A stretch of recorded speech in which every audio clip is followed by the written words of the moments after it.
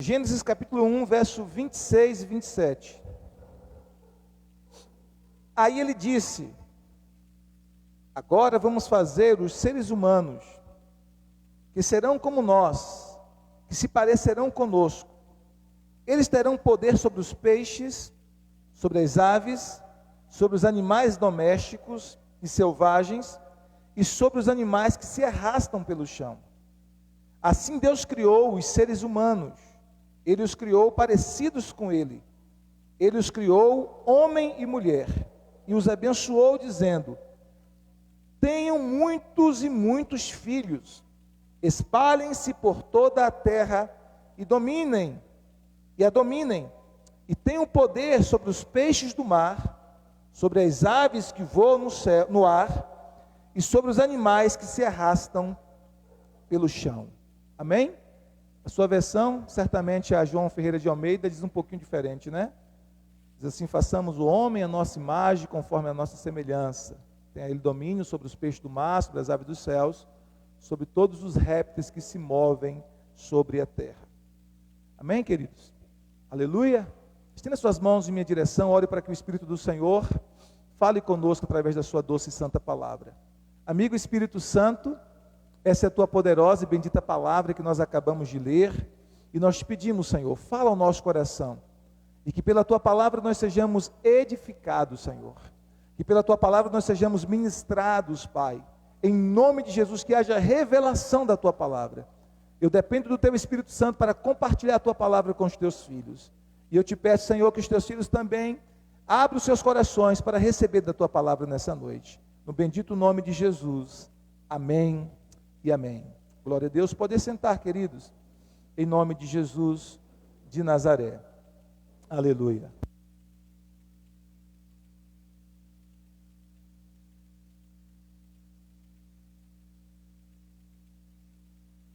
Glória a Deus.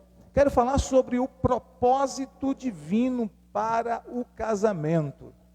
O propósito divino para o casamento e para a família. A gente vai entender pelas Sagradas Escrituras que Deus, tudo que Deus criou, Deus criou com um propósito. Tudo que Deus criou, Ele criou com um propósito.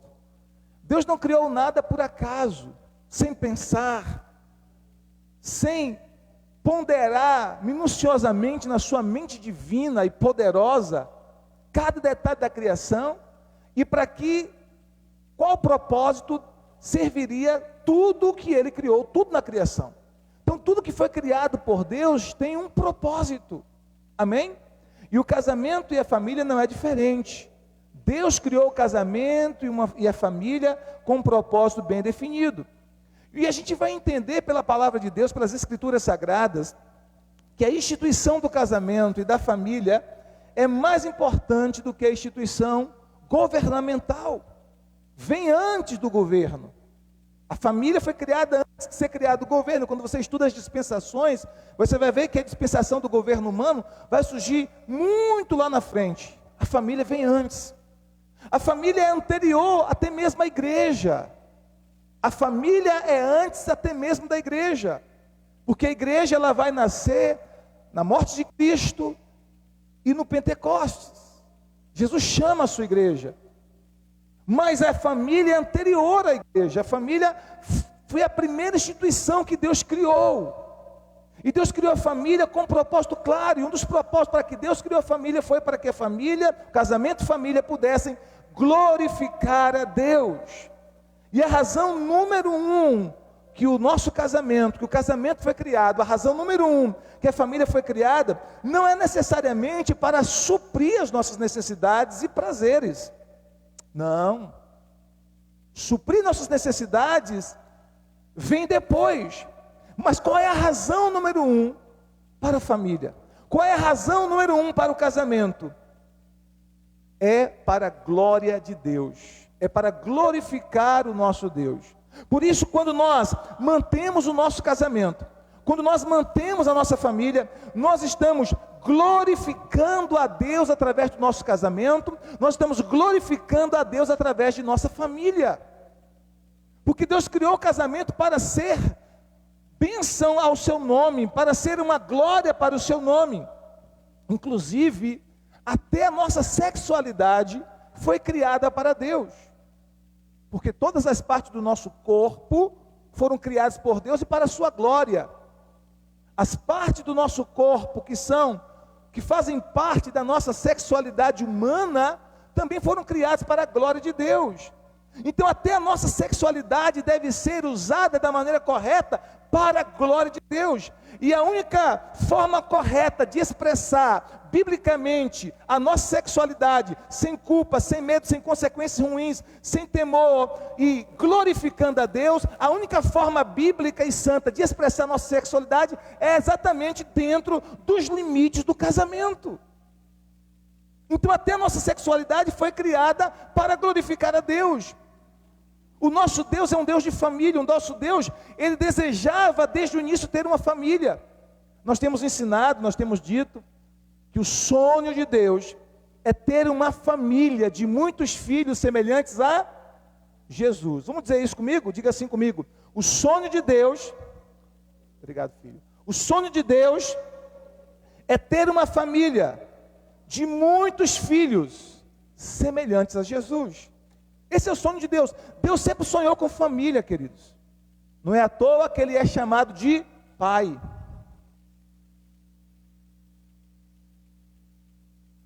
Ele se intitula como Pai. E Ele também se intitula como marido. Ele disse para o povo de Israel: eu sou o teu marido. Quem já leu isso no Antigo Testamento? Eu sou o teu marido. Ele se intitula como marido e Ele se intitula como Pai. Duas figuras de linguagem que tem tudo a ver com família. Duas figuras de linguagem que tem tudo a ver com relacionamentos familiares. Então, o nosso Deus, Ele é um Deus de família. Então, Ele pensava em uma família, Ele queria uma família, e para que tivesse uma família, era necessário que houvesse sexualidade. Porque todo ser humano nasce por meio de um relacionamento sexual através dos seus pais. A única exceção a essa regra foi Jesus Cristo. O Senhor Jesus nasceu da Virgem Maria, concebido pelo Espírito Santo, porque era um caso extraordinário, Deus encarnado, né?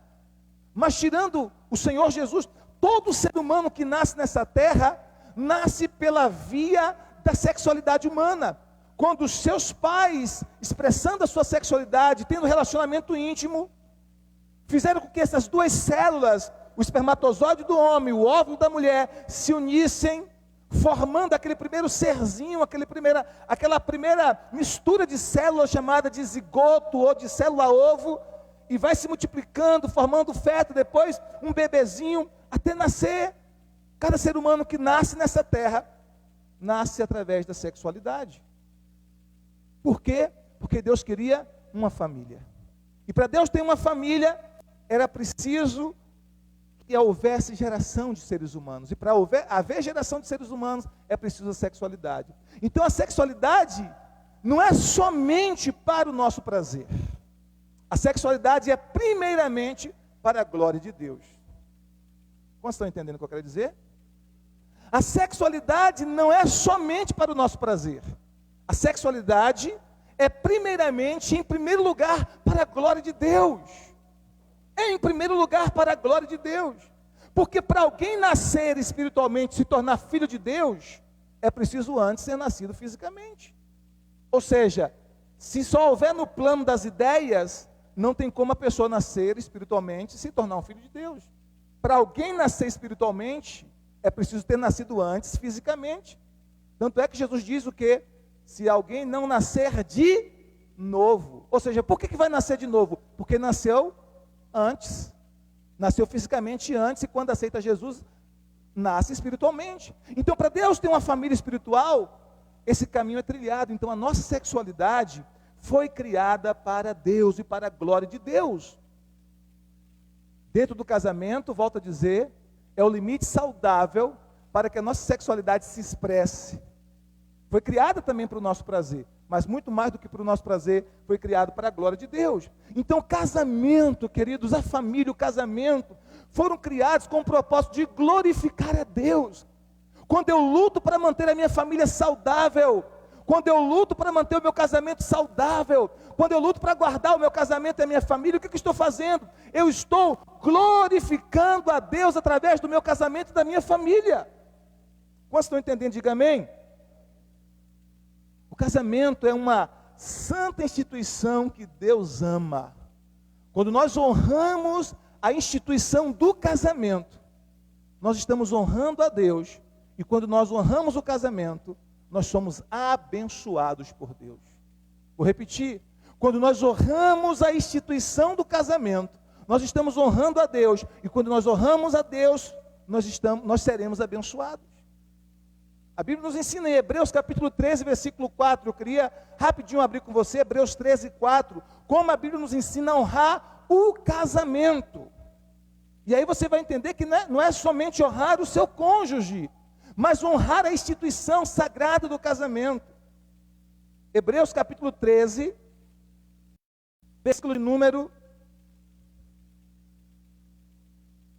4. Hebreus 13, verso 4.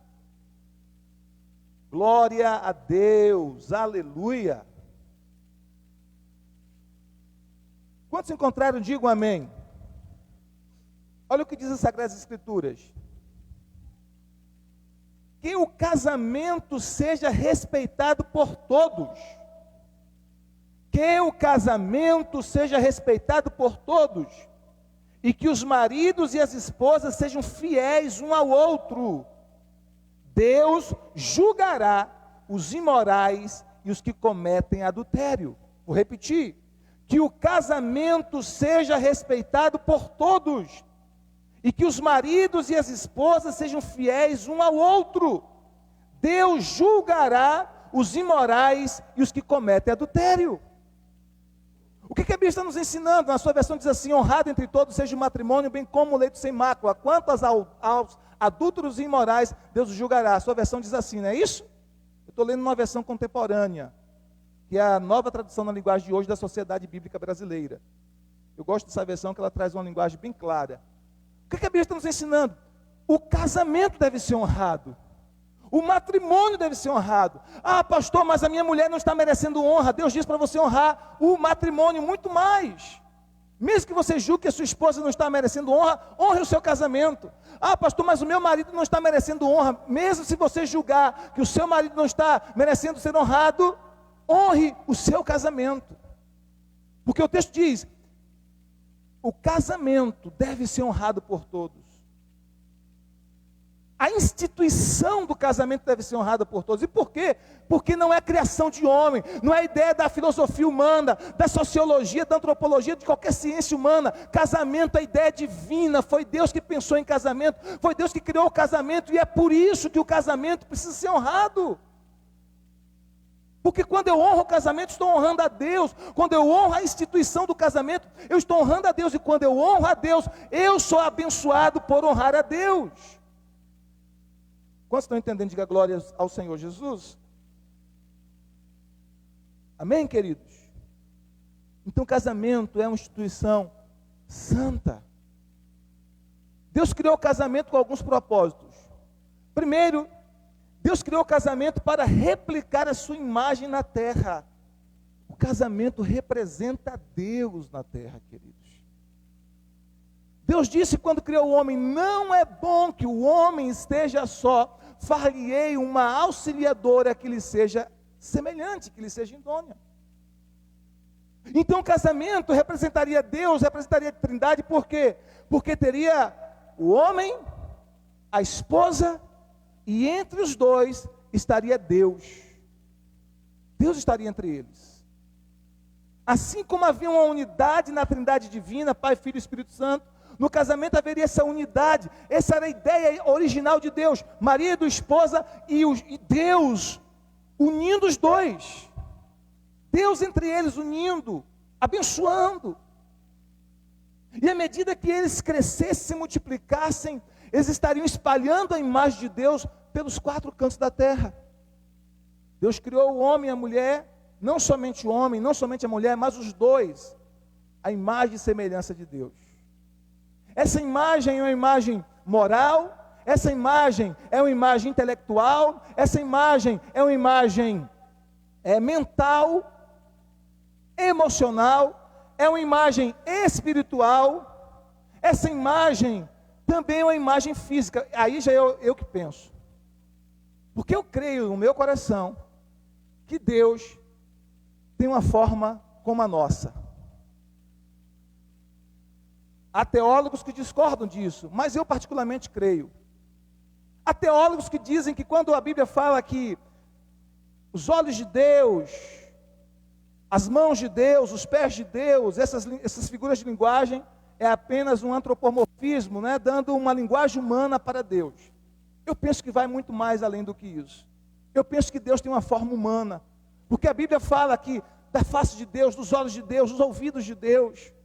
Quando Deus quis se revelar ao mundo, Ele se revelou não como outra forma, Ele se revelou como um humano, como um ser humano, como um Deus encarnado, Jesus Cristo. Tanto é assim que quando Filipe perguntou para Jesus, Senhor, mostra-nos o Pai, e isso nos basta. Qual foi a resposta de Jesus? Em Mateus capítulo 14, há tanto tempo estou convosco, Filipe, e não me tendes conhecido. Quem vê a mim, vê o Pai. Como dizes tu, mostra-nos o Pai? Não crês tu que eu estou no Pai e que o Pai está em mim? Crede ao menos por causa das mesmas obras. Então eu creio de todo o meu coração que essa imagem de Deus replicada em nós também é física. Então, quando eu olho para cada um de vocês, quando eu olho para minha esposa, quando eu olho para os meus filhos, quando você olha para o seu marido, para a sua esposa, para os seus filhos, você precisa identificar neles características de Deus, a essência de Deus, o DNA de Deus, a semelhança de Deus, a imagem de Deus, a aparência de Deus. Vocês estão entendendo o que eu quero dizer? Então, quando Deus cria o casamento, qual é o propósito de Deus? Que essa sua imagem e semelhança fosse espalhada e multiplicada pela face da terra, em toda a sua plenitude, moral, espiritual, intelectual, física também, emocional, em toda a sua plenitude. Porém, quando o pecado entrou em cena, o que aconteceu? Essa imagem de Deus no ser humano ficou deturpada. Embora o homem tinha traços da imagem física, ele perdeu traços da imagem espiritual, da imagem intelectual, da imagem moral de Deus. Ele perdeu muito dessa imagem quando entrou o pecado. Tanto é assim que em Gênesis capítulo 5, verso 3, a Bíblia diz que quando Adão gerou Sete, isso já depois da queda, Sete foi gerado segundo a imagem e semelhança de Adão. Não diz mais segundo a imagem e semelhança de Deus, mas segundo a imagem e semelhança de Adão. Porém, em Jesus Cristo, todos que encontram com Jesus Cristo têm a possibilidade de ter essa imagem e semelhança plena de Deus restaurada em sua vida, restaurado em sua casa, restaurado em sua família. Então o casamento foi criado com o propósito de espalhar a imagem e semelhança de Deus na face da terra. E é por isso que o diabo tem tanta raiva da família, do casamento. E quando o diabo viu o primeiro casal, observe que o diabo não atacou Adão enquanto Adão estava só. O diabo não atacou Adão enquanto Adão estava só. Ele só atacou Adão e Eva quando eles estavam casados. Porque eles juntos como casal teriam a possibilidade de espalhar a imagem e semelhança de Deus em toda a terra. Quando Deus disse crescer e multiplicar e encher a terra, esse era o propósito de Deus. Então ele ataca a família e o casamento. Por quê? Porque essa é uma maneira de ferir o coração de Deus. Deus ama a família, Deus ama o casamento. Deus, vou ser mais pessoal, Deus ama a sua família, Deus ama o seu casamento. Agora deixa eu dizer algo para vocês, queridos. Preste atenção aqui. Eu vou dar alguns dados para vocês interessantes. Em 1947, olha quanto tempo tem. 1947. Um sociólogo de Harvard, chamado Carl Zimmermann, ele publicou um relatório, e nesse relatório ele estava avisando a América, os Estados Unidos da América, que eles estavam indo na mesma direção de grandes civilizações, como Roma, Grécia, Egito, Babilônia e outras grandes civilizações, que foram grandes civilizações, mas que ruíram, mas que caíram. E ele publicou um relatório porque ele estudou as grandes civilizações e estudou como essas grandes civilizações caíram. E esse sociólogo de Harvard, Carl Zimmermann, ele identificou pelo menos 7 coisas idênticas e gerais em cada uma dessas dessas grandes civilizações que foram grandes e que caíram. Ele começou a avisar a América, Estados Unidos da América, em 1947, acerca disso. E aí a primeira coisa que ele relata é o seguinte: toda sociedade que se tornou grande, tornou-se grande porque, a princípio, observou e praticou o modelo bíblico de casamento e família. Mesmo que por instinto, mesmo que não conhecesse o princípio da palavra de Deus, ainda que instintivamente, praticaram o princípio de casamento e família à luz da palavra, mesmo que instintivamente. Aí ele diz: toda civilização que se tornou grande, que se tornou forte, fez isso por meio de casamento de família. Fortes. Toda a sociedade e civilização que se tornaram fortes, fizeram isso por meio de casamentos e famílias fortes. Toda civilização, toda sociedade, cada uma dessas que foram grandes, e que ruíram, e que caíram, fez isso através de 7 coisas, que eu vou citar agora. Isso aqui é fala desse sociólogo, Carl Zimmermann. Olha o que ele diz. Primeira coisa, que foi comum a cada uma das civilizações que foram grandes e que ruíram. A instituição do casamento perdeu a sua santidade, pois era frequentemente quebrada pelo divórcio. Foi a primeira coisa que ele observou. A instituição do casamento perdeu a sua santidade, pois foi frequentemente quebrada pelo divórcio. Perdeu a sacralidade. Essa foi a primeira coisa que ele identificou nas sociedades que eram grandes e que caíram. E aí a gente aprende uma coisa, queridos, que para destruir uma sociedade, uma das setas que o diabo usa é atacar a sacralidade do casamento. Porque à luz da palavra de Deus, casamento é uma instituição sagrada. Casamento não tem a ver simplesmente com você e seu marido, com você e sua esposa. Casamento tem a ver com vocês e Deus. Quando eu honro o meu casamento, eu estou honrando muito mais do que honrando a minha esposa, eu estou honrando a Deus. Segunda coisa que ele identificou nas sociedades que foram grandes e que caíram: o significado tradicional do casamento, de marido e mulher, de homem e mulher, se perdeu por formas alternativas de casamento. Isso ele estava falando em 1947, estudando as sociedades e civilizações do passado. Egito, Grécia, Roma, Babilônia, Samaria, muitas civilizações antigas. Ele observou essas 7 coisas. A segunda é: o significado tradicional do casamento de homem e mulher se perdeu por formas alternativas de casamento.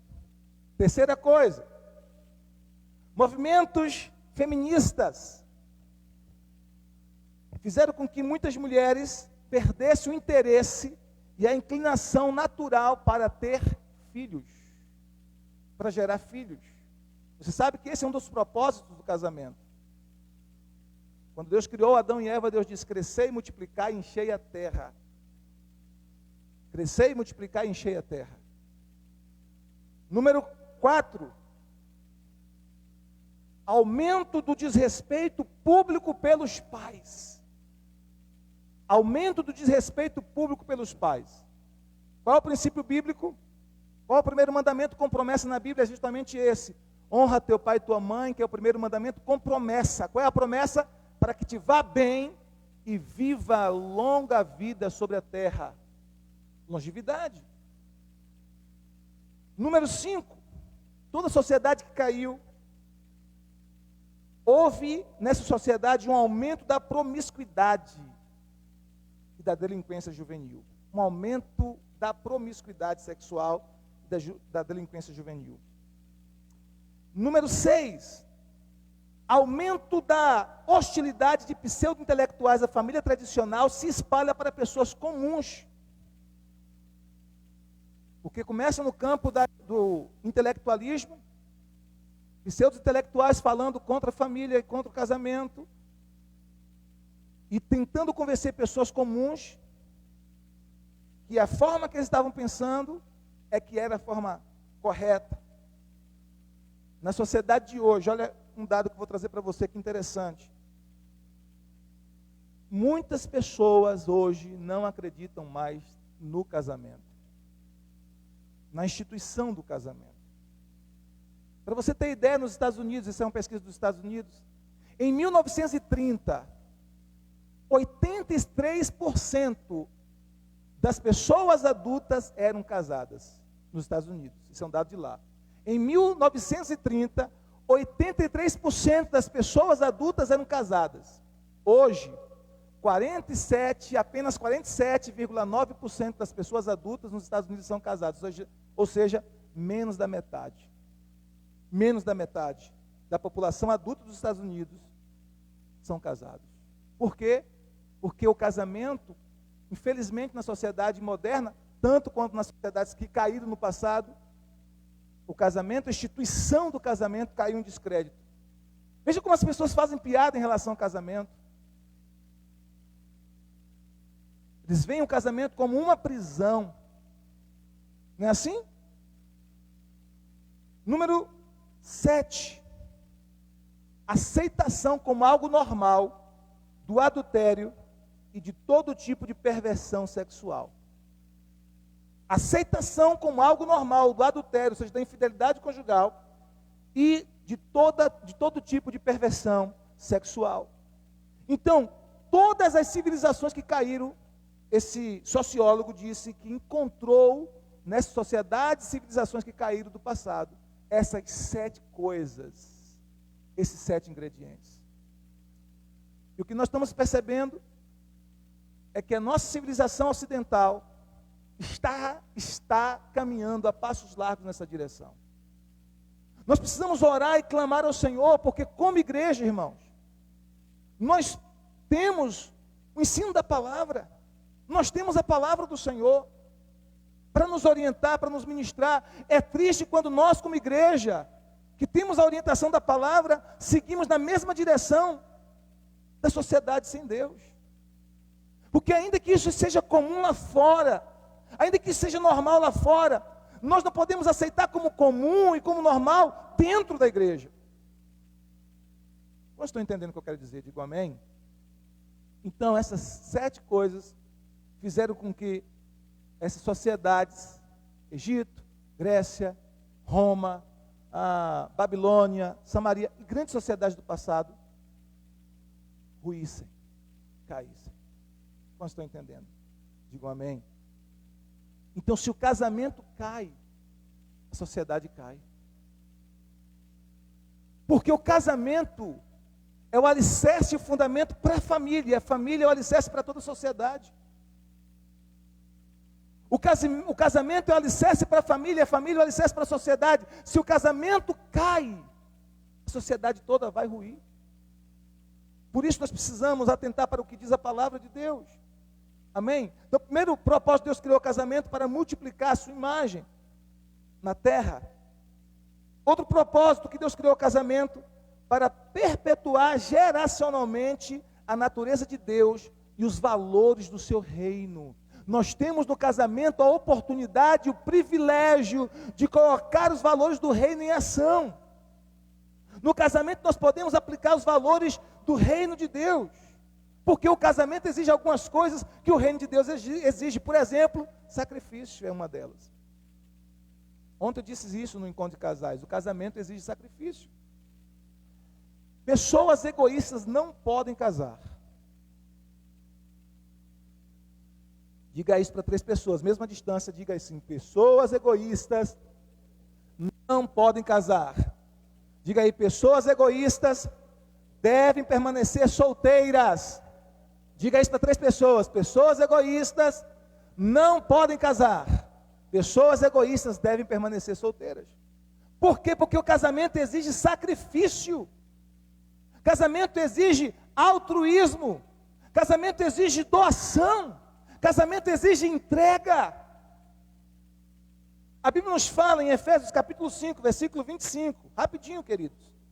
Efésios capítulo 5, versículo 25. Abre a sua Bíblia, por favor.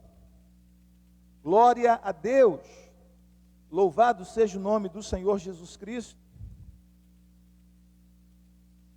Efésios capítulo de número 5, verso 25.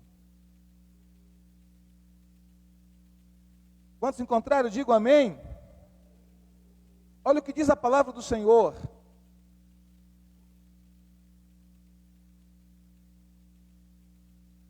Marido, ame a sua esposa, assim como Cristo amou a igreja e deu a sua vida por ela. Ele fez isso para dedicar a igreja, lavando-a com a água e purificando-a com a palavra. E fez isso para também poder trazer para perto de si a igreja em toda a sua beleza, pura e perfeita, sem manchas ou rugas ou qualquer outro defeito. O homem deve amar a sua esposa assim como ama o seu próprio corpo. O homem que ama a sua esposa ama a si mesmo, porque ninguém odeia o seu próprio corpo, pelo contrário, cada um alimenta e cuida do seu corpo, como Cristo faz com a igreja, porque somos membros do corpo de Cristo. Amém, queridos? Então observe que há um teor de sacrifício aqui.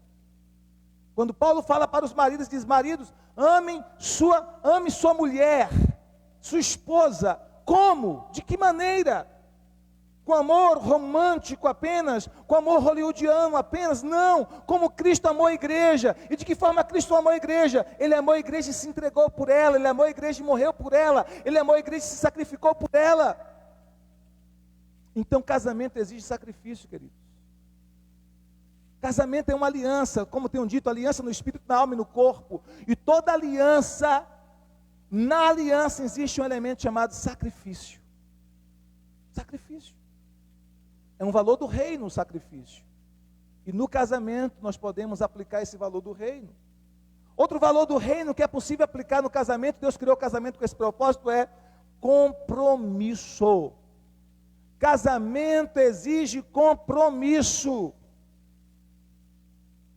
Não é estarei com você até o dia que eu não aguentar mais você. Não é estarei com você até o dia que você não ser tão bela como antes. Estarei com você até que tudo em você esteja em cima, né? Os seios, o bumbum. Não é estarei com você até o dia que surgir outra pessoa mais interessante. Não, casamento é um compromisso para a vida toda. Um compromisso. Amém, gente? Se você não quer ter compromisso, você não pode casar. Se você quer manter a sua vida de solteiro e a sua mentalidade de solteiro, os seus interesses de solteiro, os seus hobbies de solteiro, você não pode casar. Porque casamento exige compromisso um com o outro. Assim como Deus está comprometido conosco, queridos. Nós vivemos uma sociedade que as pessoas não querem se comprometer com nada. E elas acham que liberdade é sinônimo de não estar comprometido. Não é verdade. Você precisa ter compromisso com Deus, com a sua igreja, com seus irmãos em Cristo, com seus líderes espirituais e com a sua família, com o seu casamento, com a sua esposa, com o seu marido, com seus filhos. Quantos pais geram filhos, apenas geram biologicamente, mas não tem compromisso algum com eles? não cuidam, não amam, não se sacrificam por eles. Quando a Bíblia diz que são os filhos, que são os pais que devem tesourar para os filhos e não os filhos para os pais. E nessa versão diz assim, são os pais que devem ajuntar riquezas para os filhos e não os filhos para os pais, entesourar. Mas muitos hoje não têm compromisso com a família, não têm compromisso com seus filhos, não têm compromisso com seu cônjuge, não têm compromisso com a sua esposa, não têm compromisso com seu marido, mas casamento exige compromisso, e compromisso é um valor do reino. Nós usamos essa aliança no dedo como símbolo exatamente de quê? De um compromisso que nós temos um com o outro. Você usa uma aliança no seu dedo, você que é casado, como símbolo. Quando alguém olha para você e vê a aliança no seu dedo, ela imediatamente sabe, esta pessoa é casada, esta pessoa tem um compromisso com alguém, um compromisso sério com alguém. Sim ou não, povo de Deus? Sim, é um símbolo de um compromisso que você firmou diante de Deus. Quando você casou, você assinou documentos, você assinou papéis, você deu o seu nome para essa pessoa, ou recebeu o nome dessa pessoa para você. Um compromisso foi firmado diante de Deus, diante dos homens, diante dos anjos e diante dos demônios. No mundo espiritual, todo mundo espiritual sabe desse compromisso, dessa aliança que você tem com seu cônjuge. Malaquias capítulo 2, versículo 14. Você pode abrir, eu vou citar aqui. Malaquias 2,14, o que a Bíblia diz? O Senhor está dizendo assim: eu sou testemunha da aliança que você fez com a mulher da tua mocidade. Portanto, tenha bom senso e não seja infiel. Quando você casou, você convidou testemunhas para testemunhar aquele momento. Só que a Bíblia diz que a principal testemunha do casamento é Deus. A principal testemunha do casamento é Deus. Deus disse assim: eu sou testemunha, Malaquias 2,14. Eu fui testemunha da aliança que você fez com esta mulher, com a mulher da tua mocidade. Portanto, seja fiel a ela, porque eu sou testemunha dessa aliança. Eu estava presente. Ah, pastor, mas eu casei só civilmente, só no fórum, não importa, eu estava presente. Ah, pastor, mas eu casei em uma outra religião, não importa. Deus está dizendo, eu estava presente, porque quando duas pessoas se casam, Deus é testemunha dessa aliança. E porque Ele é testemunha, queridos, a gente precisa lutar para preservar o nosso casamento. Quantos estão entendendo? Diga amém. Compromisso. Em Hebreus capítulo 13, verso 5, Deus diz que tem compromisso conosco. Olha o que diz Hebreus 13, 5. Hebreus capítulo 13, versículo de número 5, diz assim: não se deixe dominar pelo amor ao dinheiro e fique satisfeito com aquilo que vocês têm, pois Deus disse, o que Ele disse? Eu nunca os deixarei e jamais os abandonarei. Esse Deus é comprometido com você. Olha o que Deus está dizendo para você. Sabe o que Deus está dizendo para você? Eu nunca te deixarei, jamais te abandonarei. Você tem que ser comprometido com a sua mulher e dizer a mesma coisa: meu amor, mulher da minha vida, mulher da minha aliança, eu nunca te deixarei, eu nunca te abandonarei. Você que é esposa deve dizer para o seu marido também, como sinal de aliança, de compromisso: homem da minha vida, homem da minha aliança, eu nunca te deixarei, jamais te abandonarei. Casamento exige compromisso, queridos. Casamento não é descartável. Pessoas não são descartáveis. Relacionamentos não são descartáveis. Essa sociedade sem Deus torna casamento, torna família, torna pessoas descartáveis, mas você não é descartável. E o seu casamento e a sua família não são descartáveis. Portanto, casamento exige compromisso. Diga amém se você está entendendo. Por isso que eu disse, pessoas egoístas não podem casar. O que casamento exige? Casamento exige serviço, que é outro valor do reino. Eu disse que um dos propósitos do casamento que Deus criou é para que no casamento os valores do reino fossem aplicados. Quais são esses valores? Sacrifício, compromisso. Outro valor, serviço. Serviço. Deus quer que nós sirvamos uns aos outros. Cooperação, fidelidade, generosidade, que é uma expressão de amor, o ato de serviço. Você pode expressar amor para o seu cônjuge desejando servir. E aí deve acabar aquela guerra de feminismo e machismo, essas ideias humanas. Machismo e feminismo são ideias humanas, puramente humanas. No casamento bíblico não deve haver essa discussão quem é o maior, se é o marido ou se é a mulher. Não, queridos. Porque no casamento bíblico há serviço. Serviço. Nós seguimos o modelo de Cristo. Jesus disse assim: eu não vim para ser servido, mas para servir e dar a minha vida em resgate de todos. Então, no casamento bíblico, o marido procura servir a sua esposa. A esposa procura servir o seu marido. Os dois servem a Cristo, os dois servem um ao outro. Então, acaba a briga, quem é o maior? Não, se eu acho que eu sou maior, então eu sirvo, porque Jesus disse que o maior é aquele que serve. Se você acha que é o maior no casamento, então sirva, porque Jesus disse que o maior é aquele que serve. O que você pode fazer para servir a tua esposa? O que você pode fazer para servir o teu marido? O que você pode fazer para servir a tua família? O que você pode fazer para servir os teus pais, para servir os teus filhos?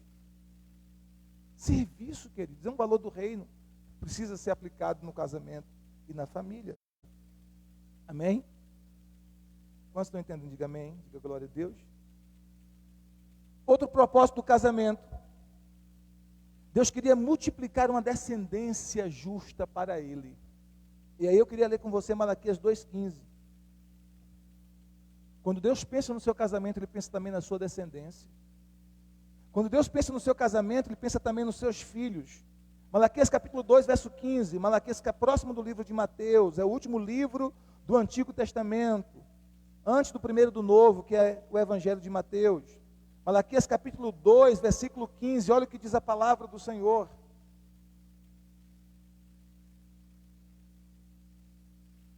Não é verdade que Deus criou um único ser, feito de carne e de espírito? E o que Deus quer dele? Que tenha filhos que sejam dedicados a Deus. Portanto, tenham cuidado para que nenhum de vocês seja infiel a sua mulher, pois o Senhor Todo-Poderoso de Israel diz: eu odeio o divórcio, eu odeio o homem que faz uma coisa tão cruel assim. Portanto, tenham cuidado e que ninguém seja infiel à sua mulher.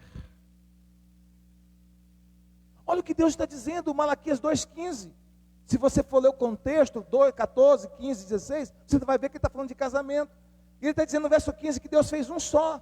Marido e mulher se tornaram um só. A Bíblia diz que marido e mulher se tornam uma só casa. Quando você casou com esta pessoa, você se tornou uma só carne com ela. Então, se você está sentado ao lado da sua esposa, diga assim: eu e você somos uma só carne. Diga: eu e você somos um no Senhor. Você pode dizer isso para sua esposa, para o seu marido, diga assim: eu e você somos um no Senhor, uma só carne no Senhor. Qual é o propósito de ser um só? Ele diz que Deus quer desse único ser, que é o ser conjugal, uma só pessoa, uma só carne. Ele quer que tenha filhos, que seja dedicado a Deus. Então, quando Deus pensou no seu casamento, Deus pensou numa descendência que seria dedicada a Ele. Aí você, como pai e mãe, tem uma responsabilidade. Os teus filhos precisam ser criados no Evangelho. Os teus filhos precisam ser instruídos no Evangelho. Os teus filhos precisam ser dedicados ao Evangelho. Os teus filhos devem ser, em nome de Jesus, uma descendência santa para Deus. E eu quero profetizar essa bênção sobre você que é casal. Os teus filhos serão uma descendência santa para Deus. Você recebe isso? Então recebe com mais veemência, queridos. Eu quero profetizar de novo. Os teus filhos serão uma descendência santa para Deus. Filhos dedicados ao Senhor. Filhos comprometidos com o reino de Deus. Comprometidos com o Evangelho. Filhos crentes. Filhos cheios do Espírito Santo. Filhos que irão impactar as nações da terra com o Evangelho de Jesus Cristo. O propósito de Deus quando casou vocês é que vocês tivessem uma descendência santa.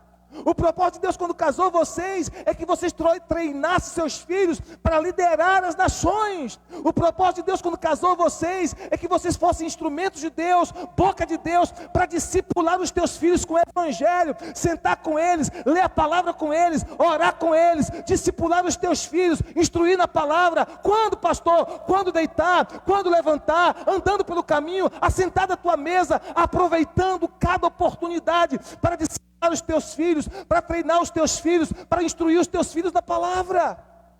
Malaquias 2,15 deixa bem claro que esse é o propósito de Deus também dentro do casamento. Levantar uma geração santa, levantar uma geração que teme a Deus.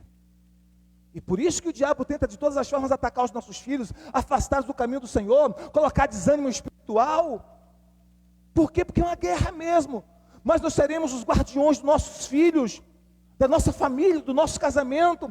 Nos levantaremos em Deus em oração, em clamor, em intercessão, em jejum, em batalha espiritual, e nós conservaremos o nosso casamento, nós conservaremos a nossa casa, nós conservaremos os nossos filhos firmados na rocha que é Cristo Jesus. Há alguém aqui que recebe esta palavra? Diga amém.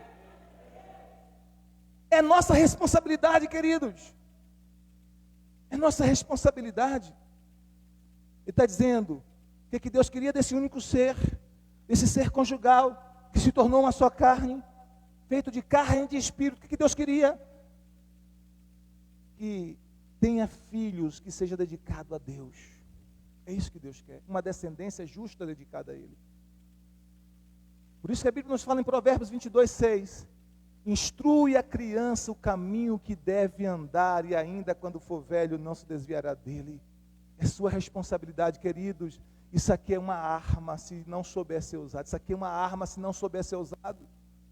Eu estou vendo crianças de 2 anos, filhos dos nossos irmãos, de 4, de 5 anos, acessando o TikTok, acessando o Instagram, e os pais acham isso muito normal, é bacana, tranquilo. Não é não. Ah, mas eu supervisiono, eu vejo. Não vê sempre não. Um descuido que você dá, o seu filho pode ver vídeos indevidos com esse celular, e ter sua mente infantil corrompida. E o nosso inimigo quer exatamente isso. Celular é uma coisa que as pessoas maduras podem ter, queridos. Isso aqui é uma arma. Pode ser usado para o bem, mas pode ser usado para o mal se não souber usar. Quantos estão entendendo o que eu quero dizer? Pode ser usado para o bem, mas pode ser usado para o mal. Infelizmente nem todos usam para o bem. Infelizmente nem todos sabem usar para o bem. E às vezes os nossos filhos, eles não têm maturidade ainda para usar. Então, se o seu filho ainda é criança, não dê celular para ele. Eu lhe peço isso em nome de Jesus. Não dê. Trabalhe, oriente. Vai chegar o momento certo. Mas ainda não é o momento, se seus filhos são crianças ainda. Como estão entendendo o que eu quero dizer? É nossa responsabilidade como pais, queridos, como pais, é nossa responsabilidade gerar uma descendência santa. Eu tenho visto pais cristãos falando assim, eu quero que meu filho seja isso e aquilo, né? Falando de formação intelectual. Mas o que mais importante, além dos filhos ter alguma formação acadêmica, mais importante do que isso, é que os nossos filhos sejam salvos, é que os nossos filhos sejam crentes, é que os nossos filhos sejam cheios de Deus, cheios do Espírito Santo. É por isso que eu oro todos os dias pelos meus filhos, clamando ao Senhor, Senhor, que cada um dos 3, Jonathan, Carol e Sara, tenham experiências com Cristo tremendas, sobrenaturais, que o Senhor os guarde no temor do Senhor, que o Senhor os proteja, que o Senhor os livre de todas as tentações, que o Senhor ensine os meus filhos a fugir das paixões da mocidade, a fugir das tentações propícias dessa idade. Guarda os meus filhos, Senhor, todos os dias, irmãos, eu oro por eles, todo santo dia, porque Malaquias 2,15 diz que o propósito de Deus de unir a minha e minha esposa é que nós tivéssemos uma descendência santa. O propósito de Deus unir você e seu marido é que vocês tivessem uma descendência santa, que um e outro se ajudassem para criar filhos tementes a Deus, filhos que honram a Deus, filhos que andam na palavra do Senhor. Quantos estão entendendo? Diga glória a Deus. Esse é outro propósito do casamento. Gerar filhos que honram e que temem o Senhor. E um dos motivos principais porque o diabo ataca o casamento é porque o divórcio, queridos, quebra o coração dos filhos.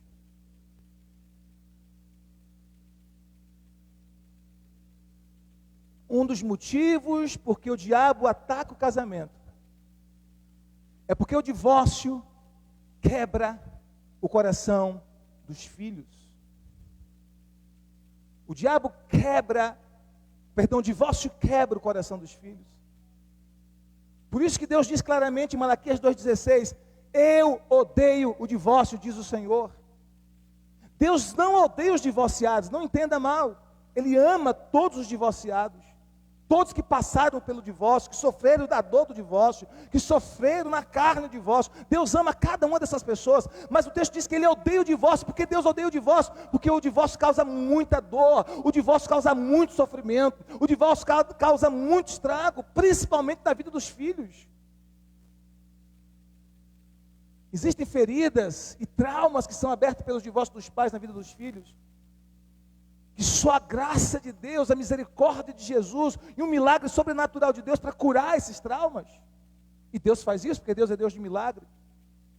Mas o ideal, o bom, é que o casal, e aí eu estou falando para casal cristão, se você passou por isso no passado, não importa mais, Deus não leva em conta o tempo da nossa ignorância, mas se você agora está casado com essa pessoa, mesmo em um novo casamento, e você agora teme ao Senhor, e você agora é crente em Jesus Cristo, lute por esse casamento com todas as suas forças em Cristo Jesus, para que você conserve uma família unida, santa, abençoada, filhos piedosos no Senhor.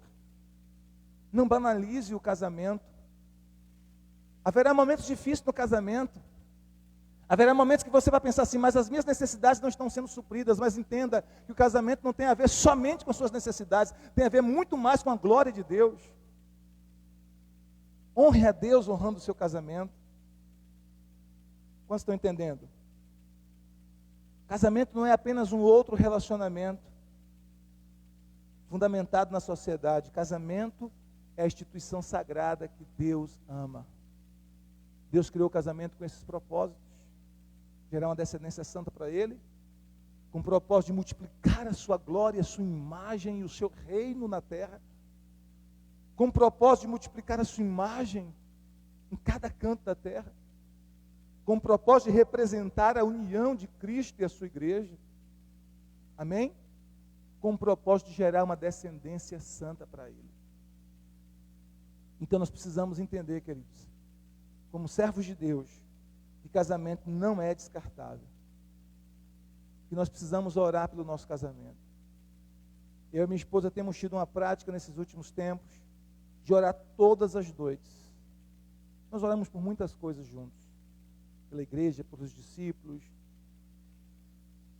por outros propósitos, pela nação, pela cidade, mas oramos também pela nossa casa, pelos nossos filhos.